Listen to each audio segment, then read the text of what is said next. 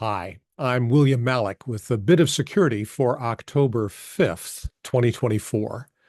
Today, we're going to be talking about cybersecurity governance and tone at the top, but at a fairly high, broad level. First, Happy New Year to all who celebrate.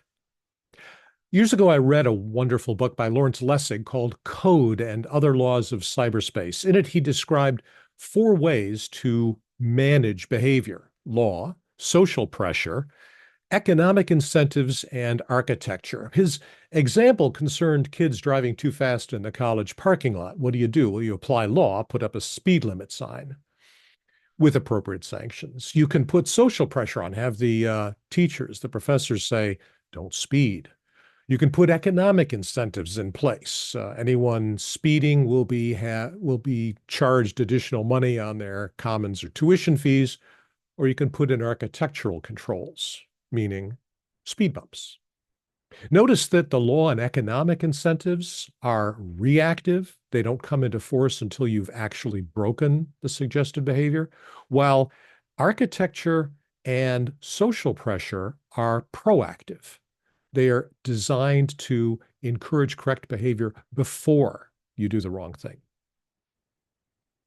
Over the past few days, I was on Eastern Long Island, visited the Montauk Lighthouse.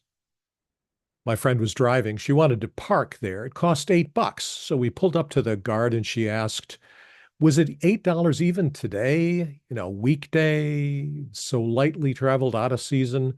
And the guard said, well, it is 8, but if you are a New York State resident, 62 years or older, you get in free. It was like, great, bingo. She pulled out her driver's license, showed that she was over 62, and we pulled in and got a spot.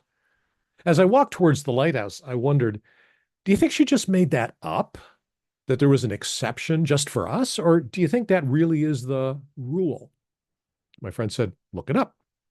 So I did. And indeed, in New York during the week, except for certain holidays, people 62 or older can park in most New York State parks for free. It was beautiful.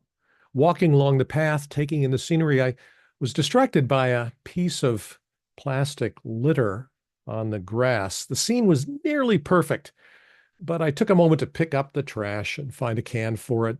Someone didn't take the time to throw away their scrap. So everyone who came after had their view disturbed at some level by that garbage. I spent some time to remediate the defect. There was no sign saying no littering, but there shouldn't have to be, really. And there was no reward for picking up the trash other than the personal satisfaction I felt improving the view and knowing that people who came along afterwards would also have a better view as it was intended to be. Each of these 5 incidents describes governance. Why do we do it? Because it's a good idea, because it makes the environment a bit nicer, safer, more comfortable for each of us, because we collectively put rules in place and then have trustworthy leaders enforce those rules fairly. Because otherwise, we'd spend too much of our time picking up after each other to get anything truly worthwhile done in life. Read Lessig. Participate in governance. Leave it better than you found it. And that's our bit of security for October 5th, 2024. Stay safe.